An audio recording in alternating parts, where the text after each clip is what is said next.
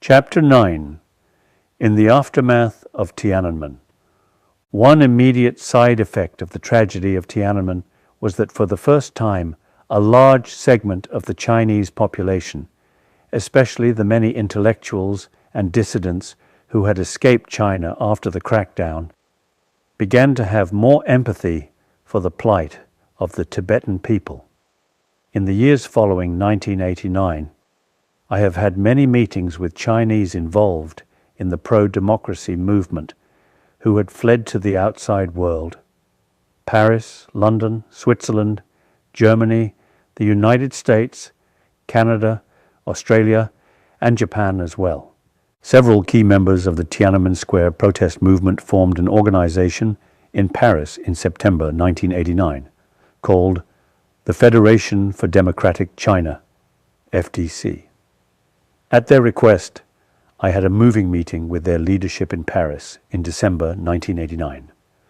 Among the dissidents I met was Yan Jiaqi, once a political advisor to the Chinese Premier Zhao Ziyang, and later a prominent advocate for a democratic China. I applauded them for their courage and commitment to bringing greater democracy in China. Given the size of China's population, the mission of a democratic China is truly a noble work, and they need perseverance and unflagging determination if they are to succeed. I shared with them our own struggle for Tibetan freedom and dignity, and said that we would remain undaunted and totally committed to our cause, no matter how long it might take.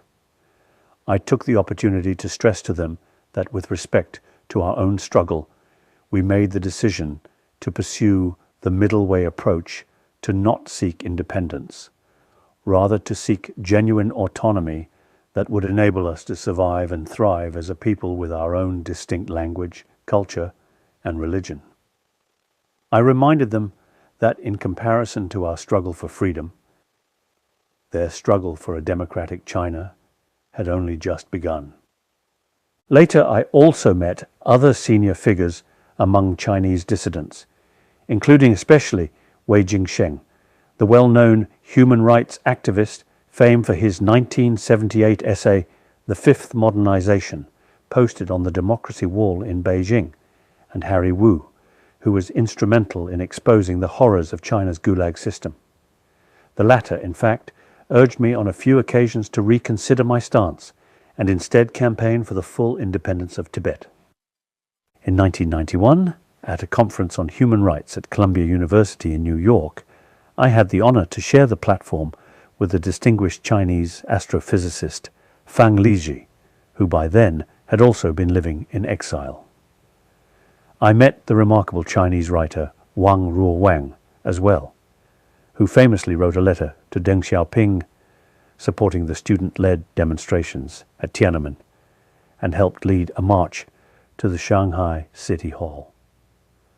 What these great Chinese intellectuals, as well as the hundreds of student leaders who fled China in the wake of Tiananmen were fighting for, was greater freedom, dignity, and democracy in China.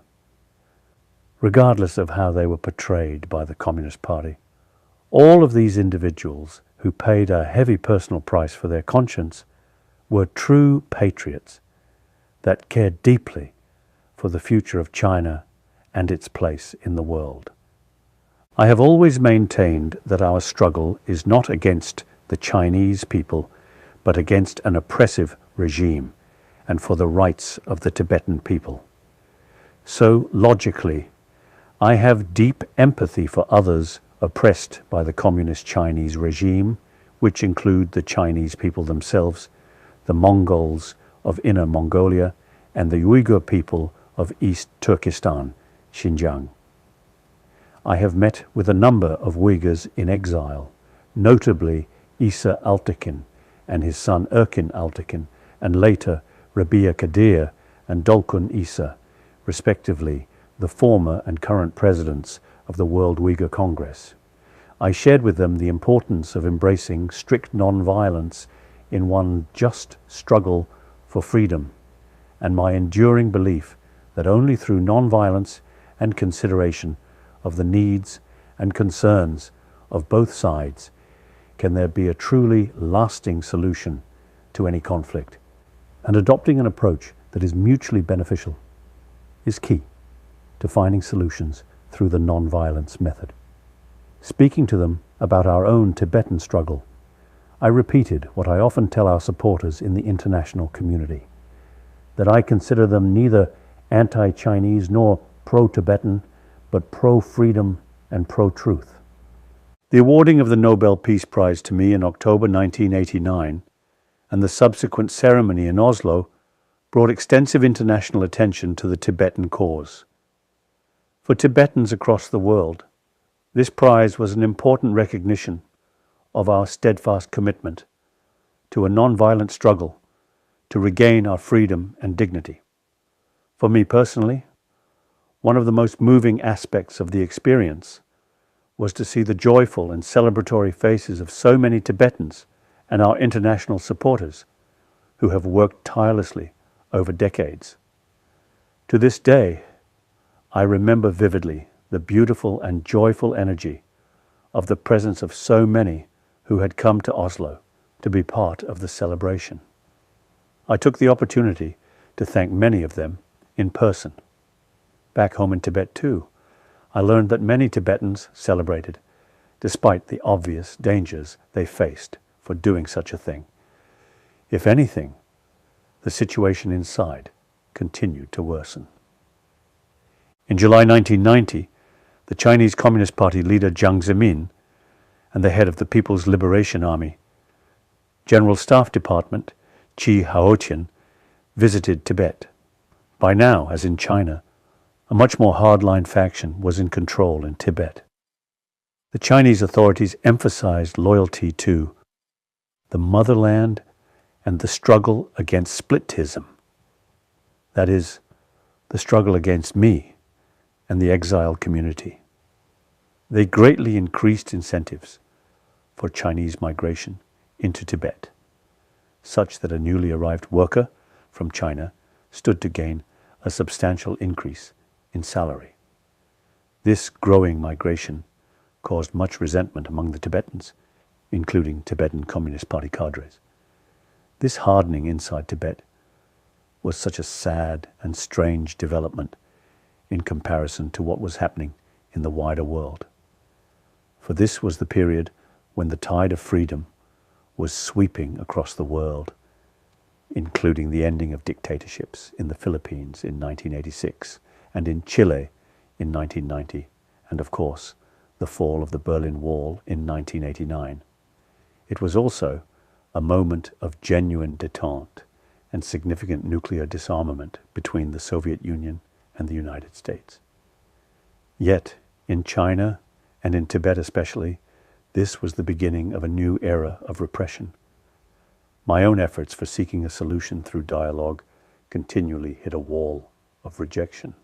On the international front, in May 1991, the U.S. legislature passed a congressional concurrent resolution recognizing Tibet as an illegally occupied country and reaffirmed the United States' position on Tibet, as stated by the U.S. ambassador to the United Nations in 1961, which is that the United States believes its objectives must include the restoration of human rights of the Tibetan people and their natural right of self-determination. The resolution concluded, "It is the sense of the Congress that Tibet, including those areas incorporated into the Chinese provinces of Sichuan, Yunnan, Gansu, and Qinghai, is an occupied country under established principles of international law whose true representatives are the Dalai Lama and the Tibetan government in exile, as recognized by the Tibetan people." A few years later, in 1997, the U.S. government established the Office of the U.S. Special Coordinator for Tibetan Issues within the State Department. Today, this office coordinates the U.S. policies and programs related to Tibetan issues in accord with the Tibetan Policy Act of 2002, which was amended with the Tibetan Policy and Support Act of 2020. I have had the pleasure to meet with every holder of the position since its inception. Deeply concerned by the worsening situation inside Tibet in 1991, and in particular China's outlier status as an active agent of repression, that year I accepted an invitation to speak at Yale University. I began by recognizing the momentous era we were living through, and how the world had changed dramatically in the last few years. I reflected on how the fall of the Berlin Wall and the Soviet Union after 70 years of communist control signaled the aspirations of people and nations for freedom and democracy. I spoke of how I felt deeply inspired during my recent visits to Mongolia and the Baltic states and Bulgaria, seeing millions of human beings enjoying the freedom they had been denied for so many decades.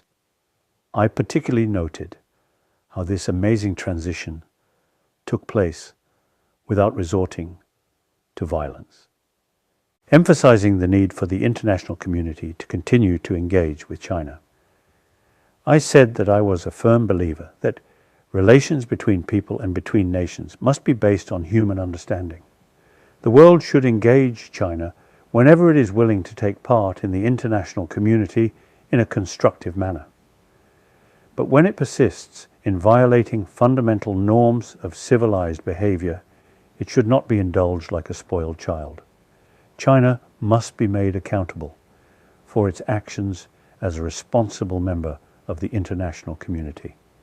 With respect to our ongoing attempt to negotiate with China, I observed that the Chinese government's refusal to reciprocate my efforts to start negotiations had increased the impatience of many Tibetans inside Tibet, especially among the youth, with the non-violent path we were following. Tension was increasing as China encouraged demographic aggression in Tibet, threatening to reduce Tibetans to a second-class minority in our own country. I was extremely anxious that, in this explosive situation, violence could break out. I said that I wanted to do what I could to help prevent this. I then expressed my wish to be able to visit Tibet so I could communicate directly with my people and urge them not to abandon our path of nonviolence. My visit would offer the possibility for the senior Chinese leadership to understand the true feelings of the Tibetan people. Since there had been no constructive response from Beijing to both my 5-point peace plan and the subsequent Strasbourg proposal of 1988, in September 1991, I stated that I no longer considered myself bound by them, yet I stressed that we remained fully committed to the path of negotiation. Of course, we continued with our efforts to keep lines of communication open with China. When in December 1991, the Chinese Premier Li Peng visited Delhi, I sought unsuccessfully to meet with him. In June 1992, my brother Gyalo Tondup met Ding Guangan, a Politburo member, who carried a message from the Chinese government offering resumption of dialogue on the condition that I publicly renounce the idea of Tibetan independence. This was odd, since we had already stated unequivocally and repeatedly that we were willing to cease our demand for independence as part of a negotiated settlement. Nonetheless, on September 11th, 1992, I wrote formally to both the paramount leader, Deng Xiaoping, and General Secretary Jiang Zemin. I expressed my openness to talks, and by way of setting things in a broader context, included a supplemental note summarizing the history of our conversations thus far, since 1951. The letter was delivered to the Chinese ambassador in Delhi, alongside a suggestion for regular monthly meetings at the Chinese embassy to build confidence. However, it took until July 1993 before the Chinese government allowed my representatives to present this letter in person. The letter, addressed to Jiang Zemin, conveyed my basic belief in the process of negotiation as the only viable means to solve the issue of Tibet. I wrote, "I am pleased that direct contact has once again been established between us. I hope that this will lead to an improvement of relations and the development of mutual understanding and trust. I have been informed of the discussions Mr. Ding Guangan had with Gyalo Thondup on June 22, 1992, and the position of the government of China concerning negotiations for a solution to the Tibetan question.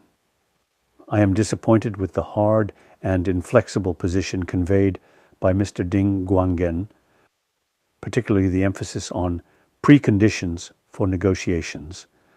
However, I remain committed to the belief that our problems can be solved only through negotiations, held in an atmosphere of sincerity and openness, for the benefit of both the Tibetan and Chinese people. To make this possible, neither side should put up obstacles, and neither side should, therefore, state preconditions. For meaningful negotiations to take place, it is essential to have mutual trust. Therefore, in order to create trust, I believe it is important for the leaders and people of China to know of the endeavors I have made so far.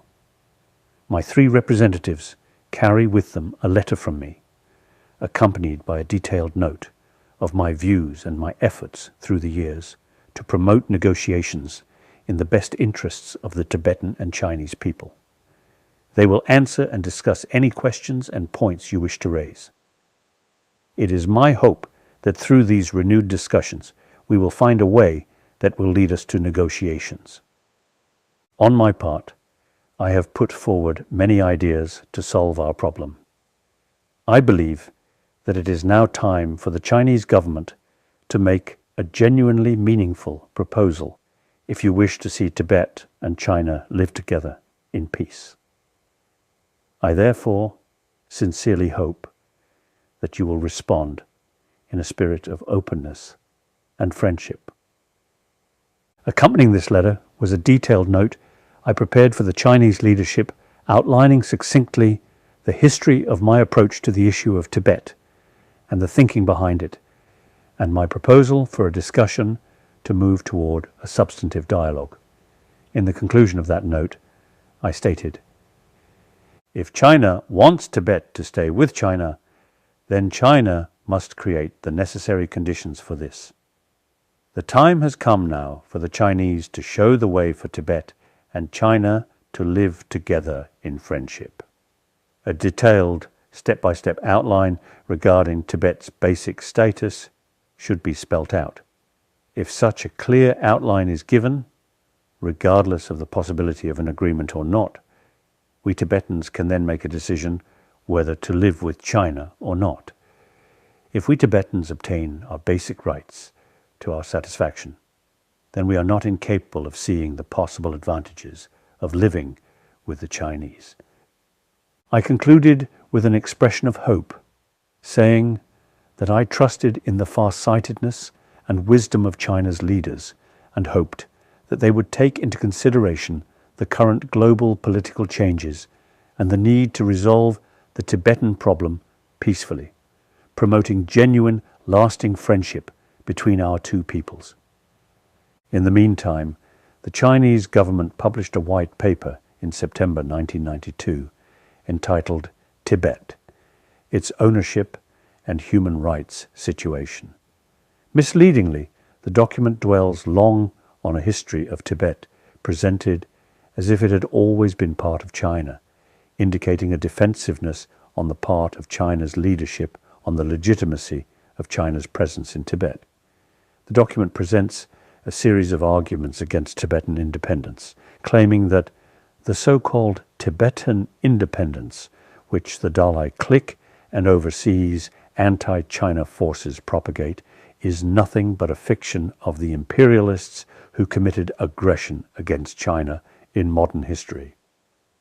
Shockingly, the document further asserts, another lie is the claim that a large number of Hans have migrated to Tibet, turning the ethnic Tibetans into a minority, flatly denying a fact acknowledged by every independent observer and recognized as a major source of resentment for the Tibetan people.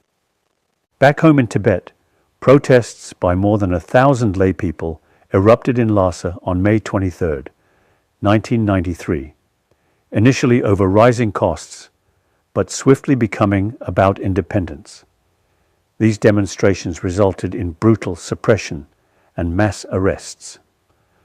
One of the causes was clearly the increasing influx of Chinese migrants into Lhasa. In 1994, when the Third Tibet Work Forum was convened by the party Central Committee in Beijing, a set of new repressive policies was imposed. Among these was increased spending on security mechanisms of control and a newly vitriolic attack on me personally. For example, one of their official statements contained the allegation that, although sometimes Dalai speaks softly and says nice things to deceive the masses, he has never ceased his splittist activities. It then went on to assert, the focus point in our region's fight to oppose splitism is to oppose the Dalai clique. As the saying goes, to kill a serpent, we must first cut off its head. This same document then urged the monastic community inside Tibet to renounce the Dalai Lama.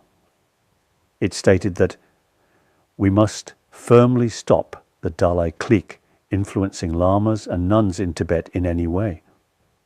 The issuing of this statement was accompanied by a complete ban on any photographs or portraits of me, both in public spaces and private homes in Tibet. Effectively, a form of ideological indoctrination, especially in the area of education, that had not been seen since the Cultural Revolution was being imposed on Tibet. The party leadership in Lhasa asserted, ethnic education cannot be regarded successful if it successfully maintains the old culture and traditions. The essence of educational work is to cultivate qualified constructors and successors for the socialist cause. And this is the sole basic mission in ethnic education. Official statements such as this and the repressive policies on the ground targeting Tibetan identity, culture and traditions, as well as the large-scale demographic change taking place on the Tibetan plateau caused me great alarm, compelling me to say that what was happening inside Tibet was either willingly or unwillingly a form of cultural genocide.